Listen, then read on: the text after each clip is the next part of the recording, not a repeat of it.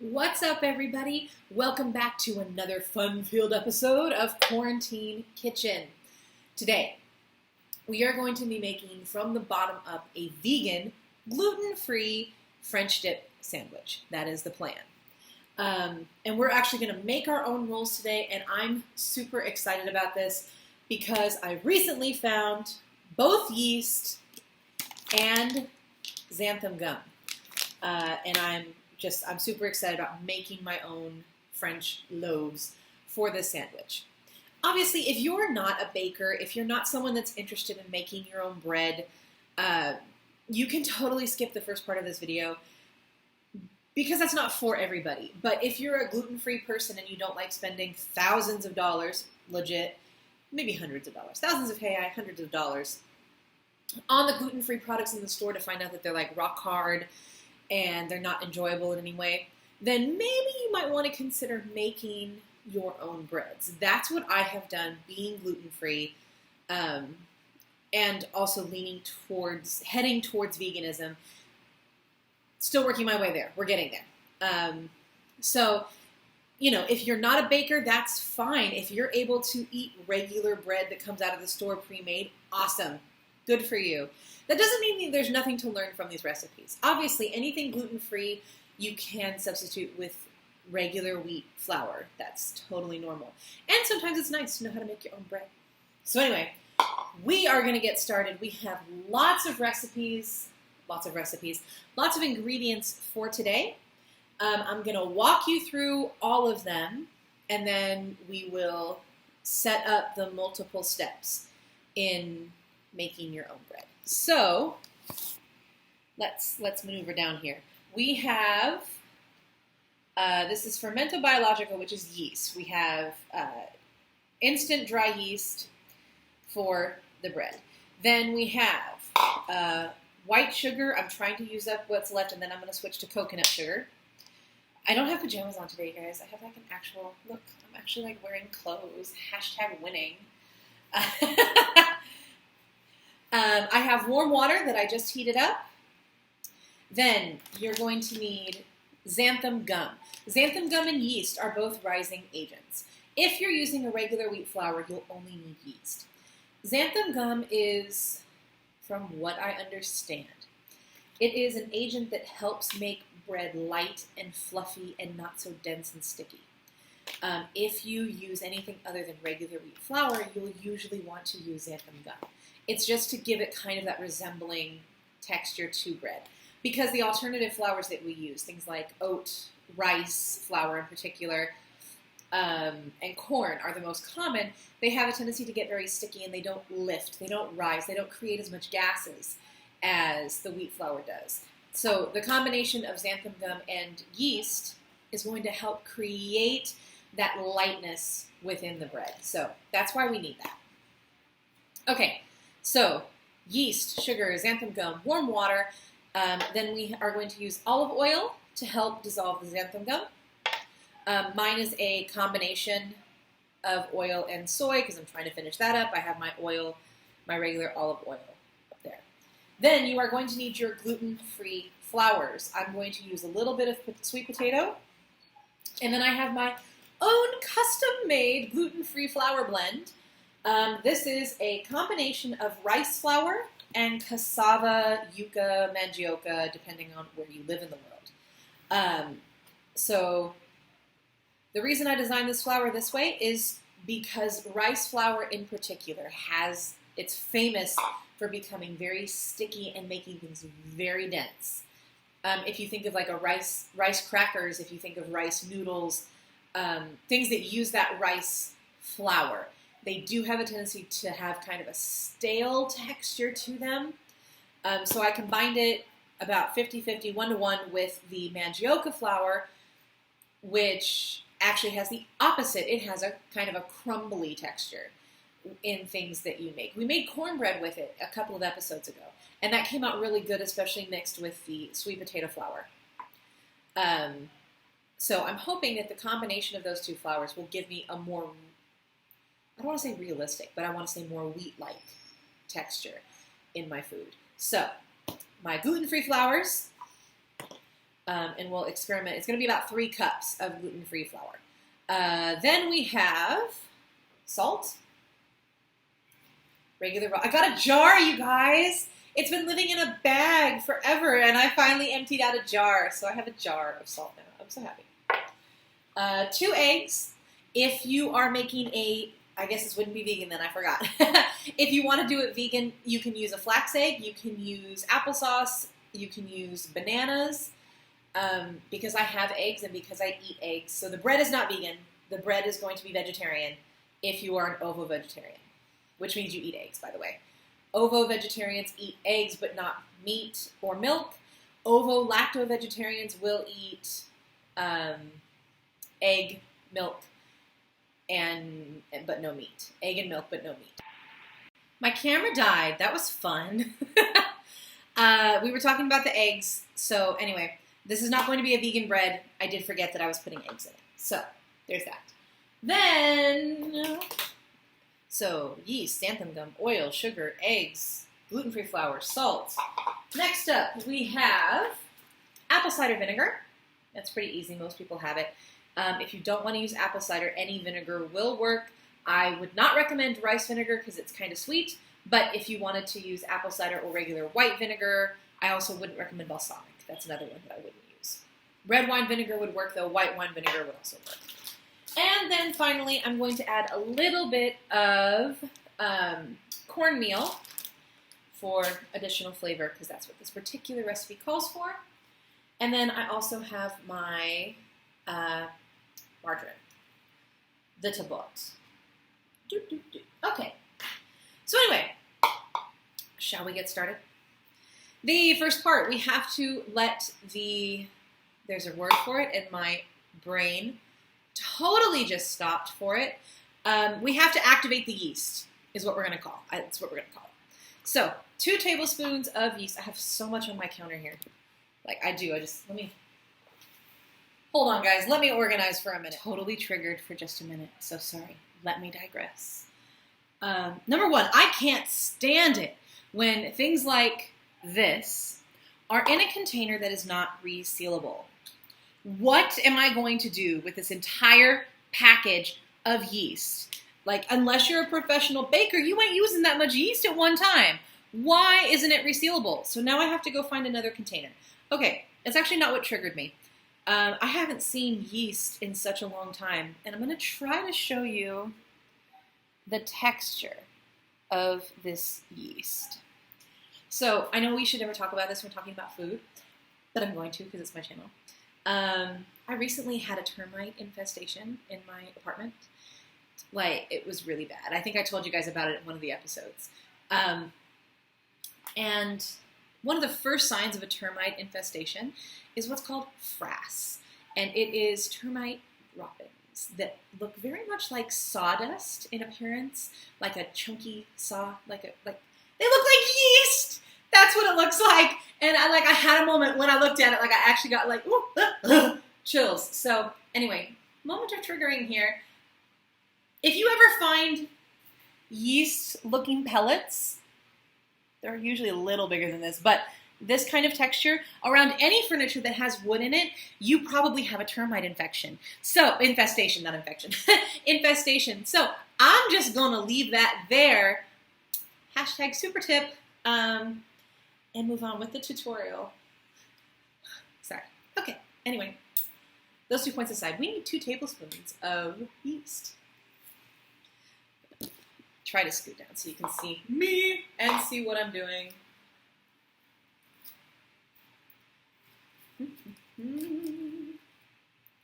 Now, I have to figure out how I'm going to reseal this bag of yeast. Like, what am I going to put that in? I actually have little Ziploc bags that I can use. Only because I come prepared, but what about the normal person? They got to go buy a bag because you can't make a reseal. Anyway. And then 2 teaspoons of white sugar. This is to help chemically activate the yeast. 2 teaspoons of sugar.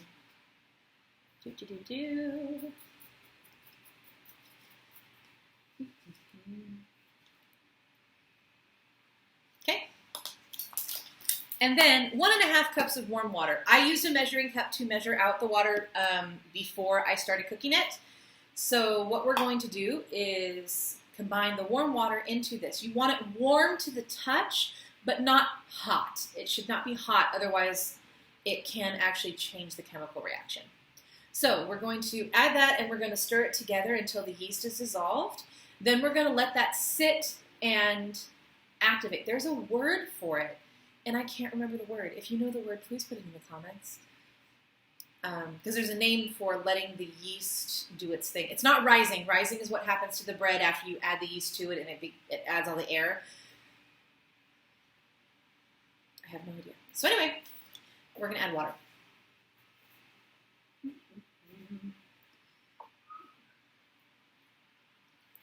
Okay.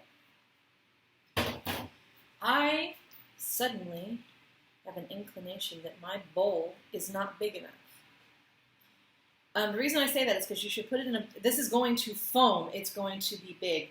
So I'm going to quickly think of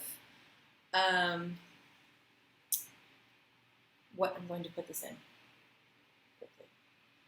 So anyway, we're going to stir, and when it's all dissolved, it should start to foam a little, and then you're going to let it sit for about 10 minutes or so.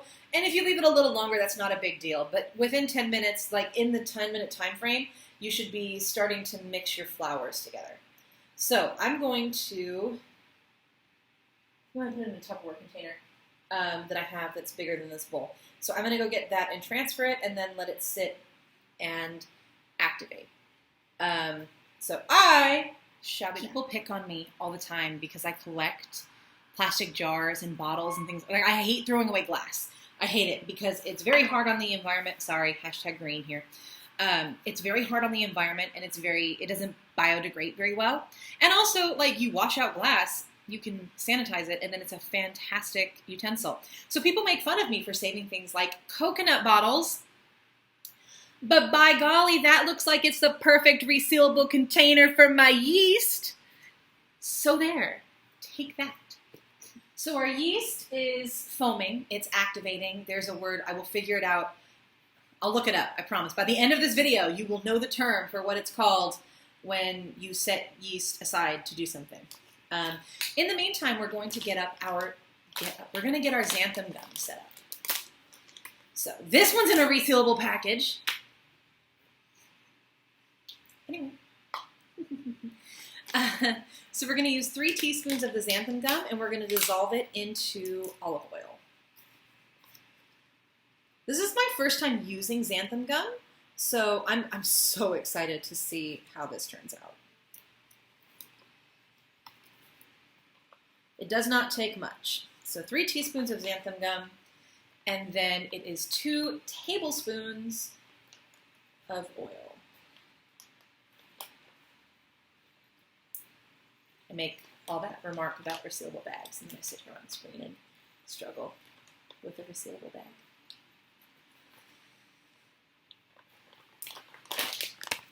I'll do it off camera. All right, so 2 tablespoons of oil going on here. I should get measuring spoons, but they don't exist here, I swear. I know somebody somewhere has measuring spoons.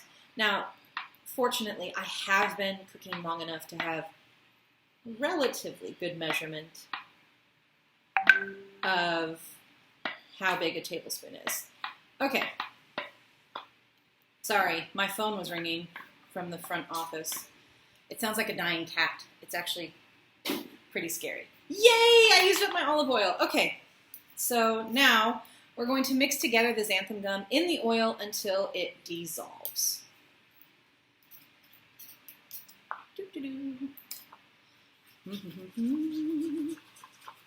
And then you're going to hear my bell ring, and it's going to be really loud and obnoxious. Just be prepared for that, okay?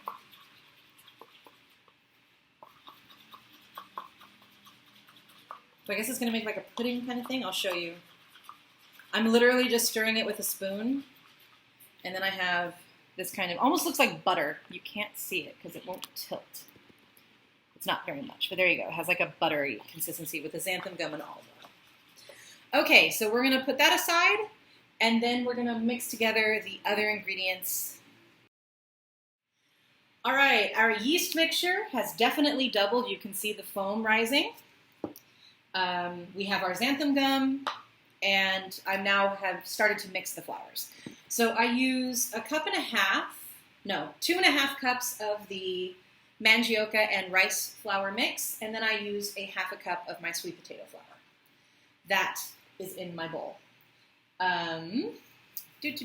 So now that we have all that together, oh, I forgot to add salt. We're going to add a pinch of salt. And we're going to mix that together. This calls for a stand mixer, but I ain't got a stand mixer. So we're going to use a spoon because that's the way it works. Yeah, I don't have kitchen appliances. I live in Brazil. So mixing the flour, oof, making a mess. Flour and salt together, and then I'm going to add the vinegar, eggs, and then I'm going to add the yeast and xanthan gum. So I have 2 eggs here, lightly beaten. That means you mix it up like we did in the scrambled eggs for the pad thai. And we're going to mix that in. And then it calls for 1 teaspoon of vinegar. Most of the moisture is going to come from that yeast mixture we made earlier.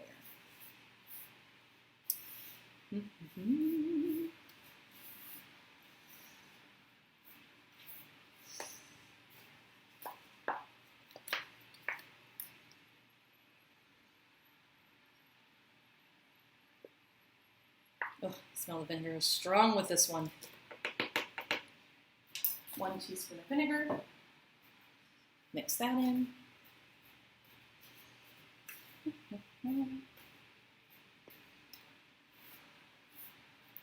Okay, now I'm going to add in the xanthan gum and the yeast mixture.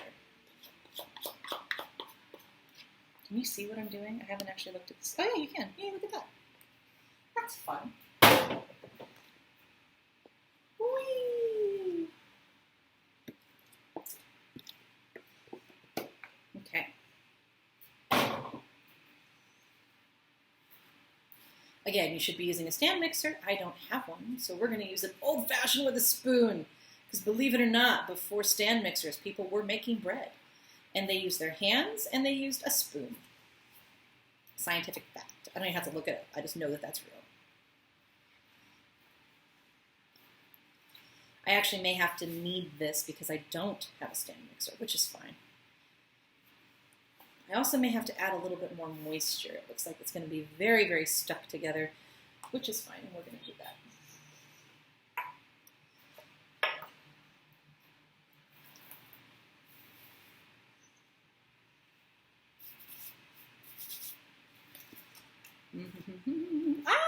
Onto the counter.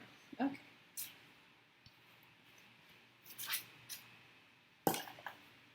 Make sure you wash your hands before just sticking your hands into the dough. It's always a good idea. You should be washing your hands all the time now anyway. I literally just threw dough all over my floor. That was fun. I feel like I'm tempted to add just a touch more moisture to this because it is very dry and crumbly. So let me do that. Not much, but just a little to moisten the dough.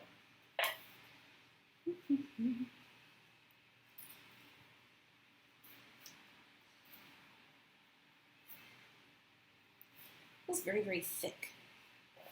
But when you let it rise, it'll loosen up just a little.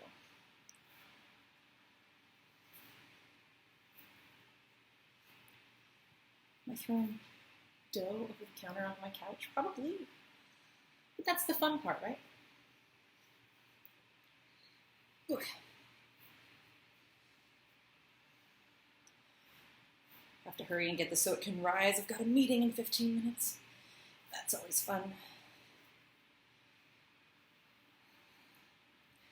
All right. And just a touch more water.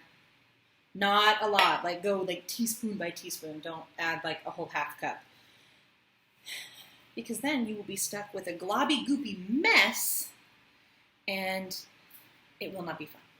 Oof.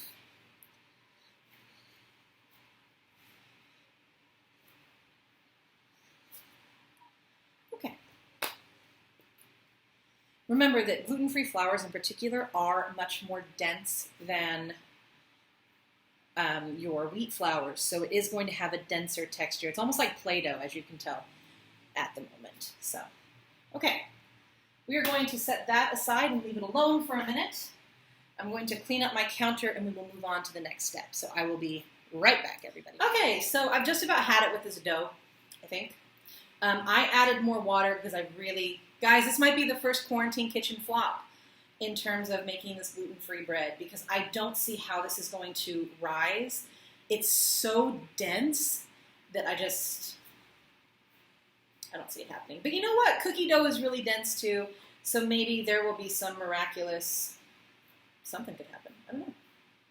So I'm kind of forming it into a baguette shape. This is going to be dense. It's just not going to be what I want it to be. I'm just telling you right now because it's not dough-like at all. I don't know what I expected, but bottom of the pan that I'm putting it in, I have 2 loaf pans because I don't have a French bread pan. Who does? So I'm just kind of shaping it into an oblong shape, and I'm putting it in my forms that have a little bit of oil and cornmeal on the bottom. That's what the cornmeal is for. It's just to flour the pan. So then I'm going to set this aside and let it rise until after my meeting. And then we are going to bake in the oven for until it's brown, actually. 400 degrees and for about 45 minutes. But in the meantime, I'm going to set it aside and cover it with a towel, and hopefully some kind of magic will happen.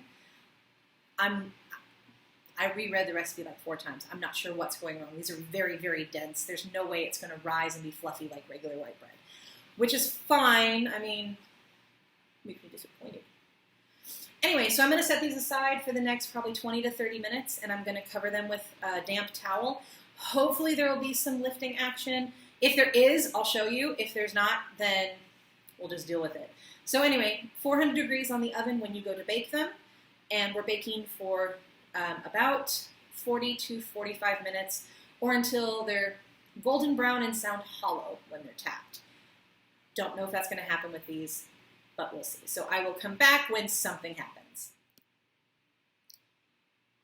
So let's discuss disappointment.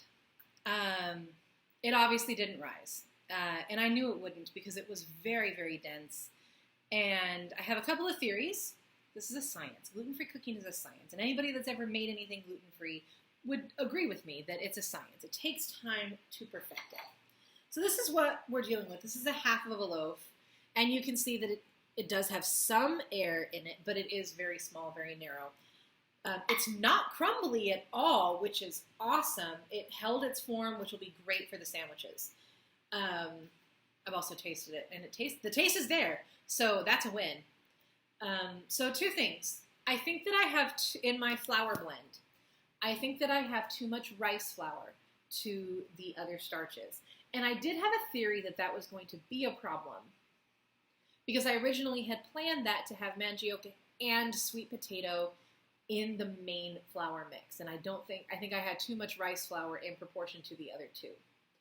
Rice flour is very dense and very sticky, and it does have a tendency to make things dense up. It's a very heavy flour. So next time I'm going to use less of the flour mix, more of the sweet potato flour or gluten-free flour, depending on what I have at the time, to improve this recipe, to make it more fluffy. Now, the other thing that I think worked against me is the fact that I don't have a mixer. So using a blender, a mixer, a beater, these things are all helpful because they push air into the batter as you're mixing it. You can do it with a whisk. It's the reason, if you ever try to make meringue by hand, you'll know what I'm talking about. A beater helps because it pushes air into it, and that's what creates that fluffiness. I didn't have a mixer. I used a spoon. And so I think that that is kind of what worked against me the most. So anyway, that's our bread. We still won't eat it because it's still delicious. Like, that didn't change nothing. So that's the review on the bread. But anyway, you know what? Mistakes happen. This is reality. I mean, sometimes it's a flop. And that's okay. So it still looks like bread. Still tastes like bread. So there you go. Okay, so now on to the body of the French dip sandwich. Okay, so for the body of the French dip, a bunch of seasonings that we're going to get to in just a moment. But basically, you're going to need onion, mushrooms, and garlic. Those are the main ingredients to this sandwich. Then for the sauce, you're going to need veggie broth or bouillon. I use bouillon because veggie broth already made is very difficult, and I still don't have enough vegetable scraps to make my own batch. Black pepper, and then fine herbs. It calls for thyme. I don't have thyme alone. I'm going to use a little bit for flavoring the broth. Soy sauce, rooster sauce, vegan if you're going that way, and then olive oil. I'm finally on to my olive oil. I'm so happy. So the first thing we're going to do, actually, is put the onions on to caramelize. That means you're going to cook them over low heat until medium-low heat until they actually develop kind of a caramely brown color to them. So I'm going to put that on. That's the first thing we're going to do. It's a little bit of onion and oil. That's it. Then you're going to put that on and let it start to caramelize. And then while that's cooking, we'll get the mushrooms ready and everything to make it. Now, ideally, you would have portobello mushroom caps and everything would be sliced so you have those long strips of ingredients. Mine is going to be chopped because that's the ingredients I have available, but the flavor is going to be the same. So that's the first step. We're going to put onions. About 1 onion is what you're aiming for. I'm going to use this because I want to be able to cover it, and that doesn't have a lid. So a little bit of oil and onion into the pot, and then I'm going to put it over low heat for about 20 minutes, and I'm going to keep an eye on it, stirring occasionally, obviously. Almost said, I'm going to have to buy more. That's a big onion. And then, anyway, after it's caramelized, then we'll come back for the next step. But we'll prep our mushrooms, get them ready to go while we're waiting for this to caramelize. So, I need to open my brand new olive oil. No more soy oil for me.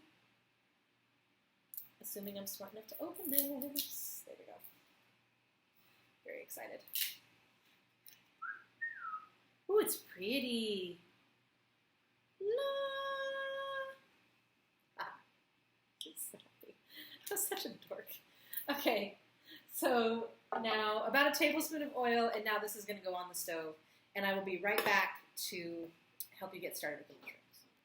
Okay, so we're going to get started with the mushrooms, and it's the basic way to prepare mushrooms. We're going to destem, we're going to chop up the caps, and then we're going to, actually I'm going to wash probably before I chop. I think that would be the best way. Make sure you wash your mushrooms because they are ultimately a fungus. Oops. I need to have this all over the side. Yep, see, I knew that was going to happen. There we go. Depends on which handed you are as to which side it's best to have the bowl on. You can actually eat the stems of mushrooms, by the way. You'll often see mushrooms and stems on canned mushrooms. It's just a matter of how you cook it as to whether it becomes fibrous or not. I haven't found a use for them yet. I prefer the mushroom tops. But sometimes I'll cook the stems. This is just not one of those stems.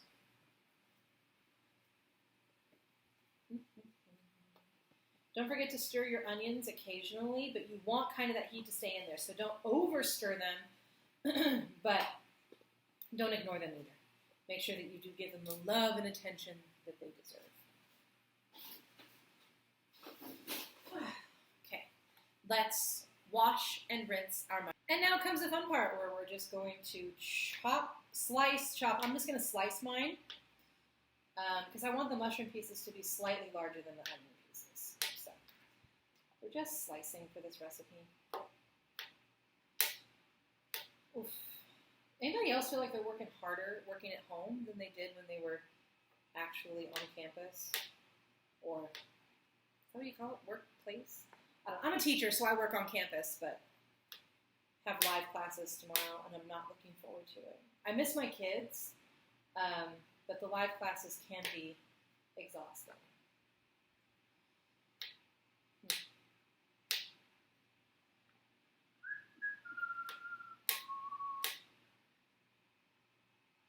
So I have to say that I have developed a new obsession. I don't know if I've talked about this before, but it's an ongoing obsession. It's been rampant for at least 2 weeks now.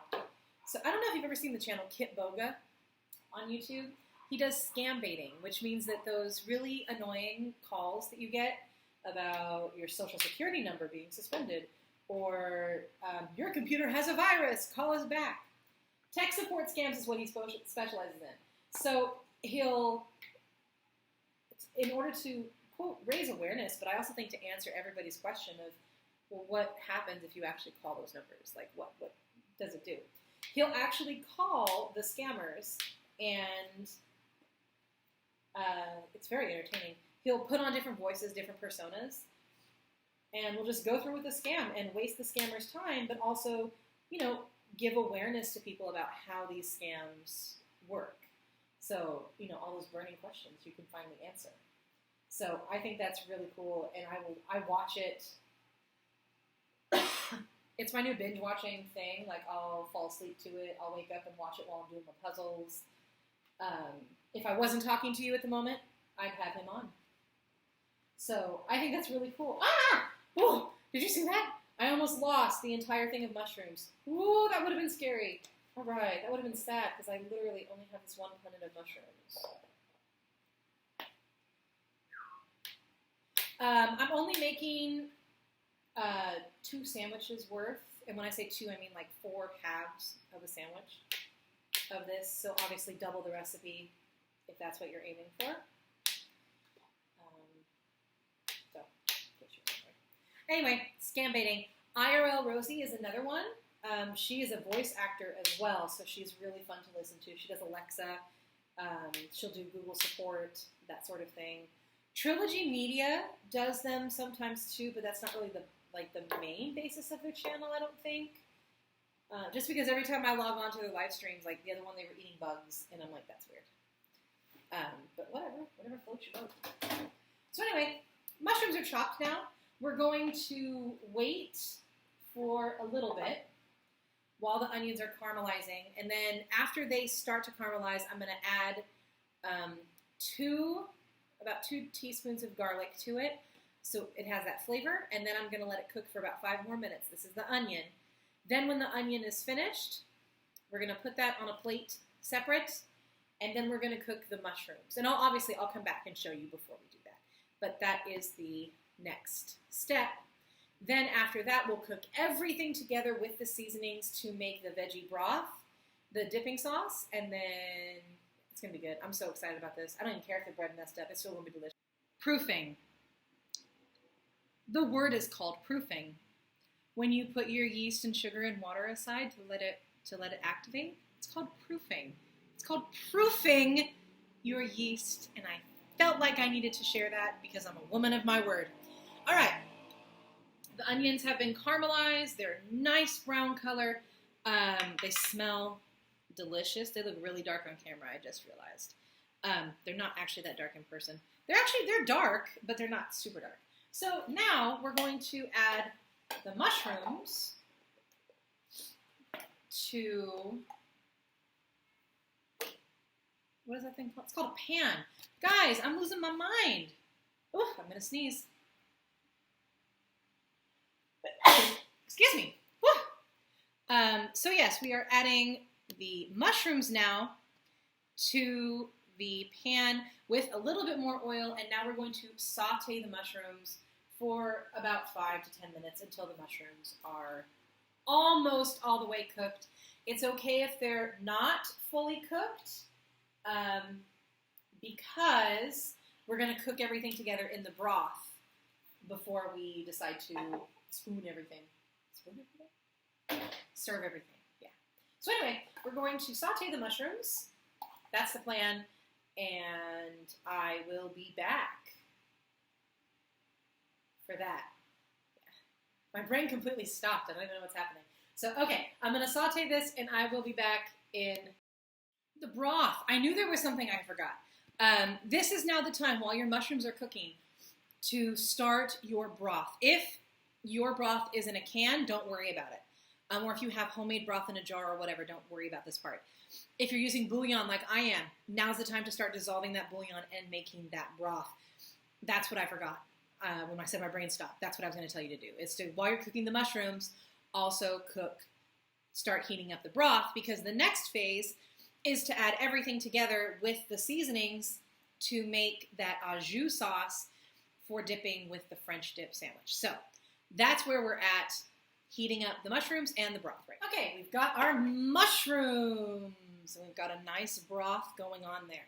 So now we're going to add everything back to the bowl, pan, pot, whatever this thing is called.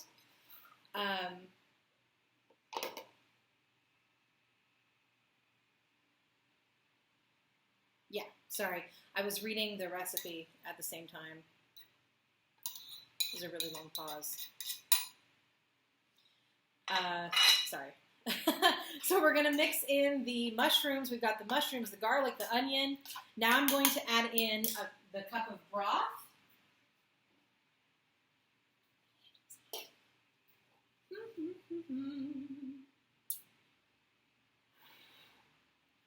Handle's a little warm.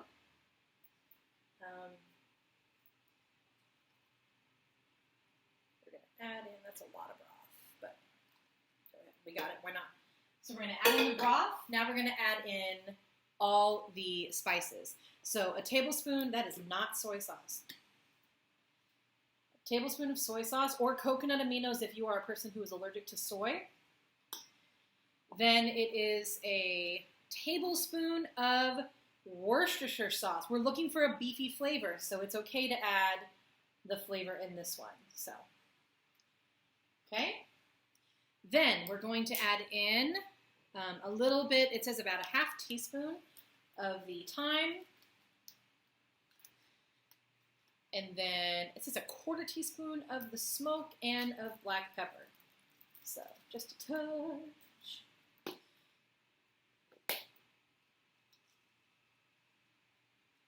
Just a touch, about a quarter teaspoon. Oh, you can't see. I'm adding it all to this thing. Now this is going to go back over the flame. I'm going to turn up the heat to about a medium heat to bring it to a simmer. And then I'm going to let it simmer until it's reduced significantly, about 5 to 10 minutes or so. And then we're going to get our rolls ready. We'll strain this, and then we'll have the au jus and the centerfold for the sandwich. I am going to say that this recipe calls for a horseradish mayonnaise. A horseradish mustard. I don't have that. I actually don't think I'm not going to put anything on my bread. I'm literally just going to put the sandwich filling on my bread. If you like mayonnaise or mustard or whatever on your French dips, now would be a good time to do that. I'm not going to, but you can. Do your thing. So anyway, we're going to reduce this, and then after that it'll be straining time, and then plating time, and then everybody's favorite eating time. All right, so we're going to bring this to a simmer. I'll film a short clip there, and then I've got my sauce simmering. So what I decided to do is we're going to go in and prepare this bread for the actual sandwich. And it occurred to me, I didn't tell you that after I pulled the bread out of the oven, I topped it with butter. It didn't do anything, but, you know, still something I did. I feel like I should tell you that. So I'm going to shape this into sandwich pieces. So I'm going to cut off the ends that I fully intend to eat for breakfast in the morning. And then I want to see if I can get maybe 3 out of this. I'm only aiming for 2 because I have the second loaf that I've shaped into a sandwich piece as well. So you only have to get 2 out of it. So just a brick like that, and then we're going to cut it in half, and that'll be our sandwich. So we're going to see. I think I can. I mean, it'll be small, but there you go. Okay, so now each of these, like this would be a meal. Super, it's like I'm freaking throw it. So that'll be a meal. So I'm going to put that aside for tomorrow. And then I'm going to use the one that I cut up earlier today and my little one for the portion today. So we're going to put these away for tomorrow for lunch. And then these we're going to cut in half to make, hopefully it'll stick together. Here's the trick. Gentle. Always cut your bread when it's cool, not when it's warm. Ha! Success! All right. So then we can put stuff on the inside of that. So there's one roll. Let's make the other one. Gentle. Let the knife do the work. If you push too hard, the bread will break because that's what bread does. There you go. Look at that. That's a beautiful slice. So then when we plate it, we'll put a dollop of stuff, and then we will have 2 sandwiches.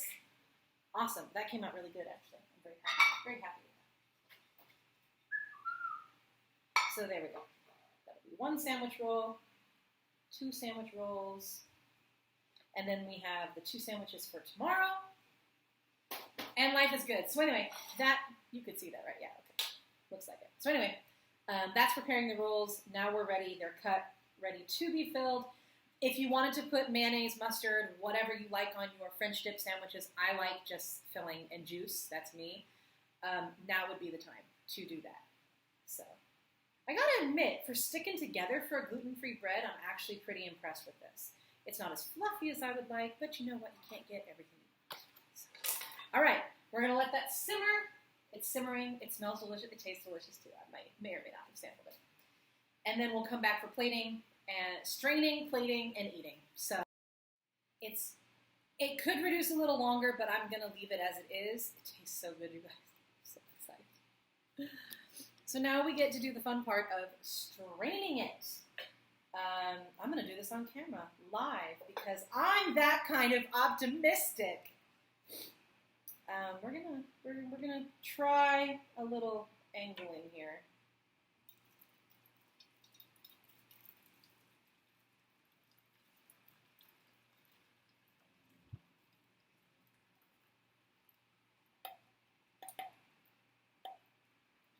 Woo!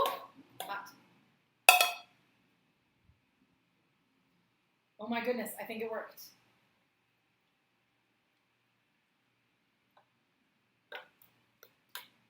Yes! Guys, I did it! There's no mess! All right. Okay, so now we have the au jus, and we have the filling. We have our bread. Secret surprise for later. I'm going to get my wee little cup for dipping. That's really big. It's not cute. I have a cup. Hold on. I have a cup. I think this will be cuter. It's gotta be cute. I mean, come on. Can't, like, not be cute. Okay, so now we're going to spoon. I'm going to use a little spoon. The filling onto the sandwich.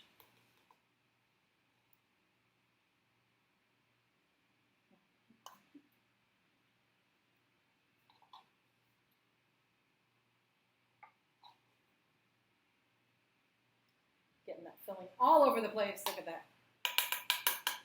I'm going to put a little topping of the au jus just on because, you know, moisture is a good thing. Okay. Then we're going to pour, what are we going to do? We're going to put, you can't see what I'm doing. Okay.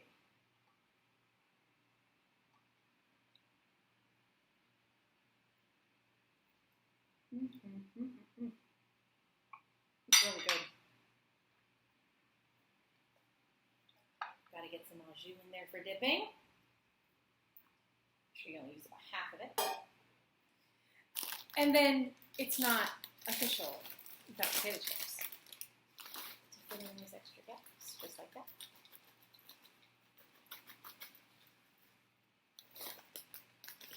And there you have it. There is your very own French dip sandwich. I will be back in about 2 seconds because, as with all of my recipes, I photograph my food. So let me take some pictures and I'll be right back and we will eat this plate. All right, taste test time. Let's just try a chip in the au jus because that's the way it's done.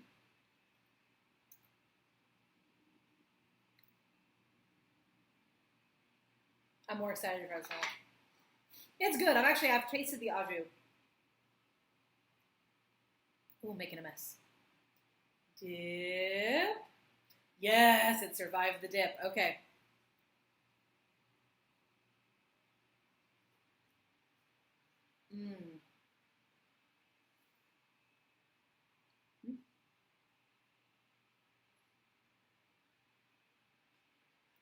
I'm going to need some more au jus because the main flavor is the bread. Oh, but that sauce. Reality TV right there. That sauce is really good, you guys. I wish that the filling had a little bit more punch to the flavor, which is why I think I'm going to soak the bread just a little bit longer in the au jus. A proper dunk. Must have a proper dunk. There we go. Let's try that. Oh, yeah. Mmm.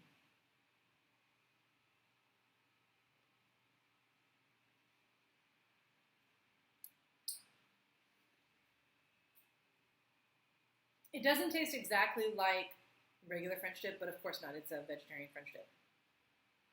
But that has so much flavor.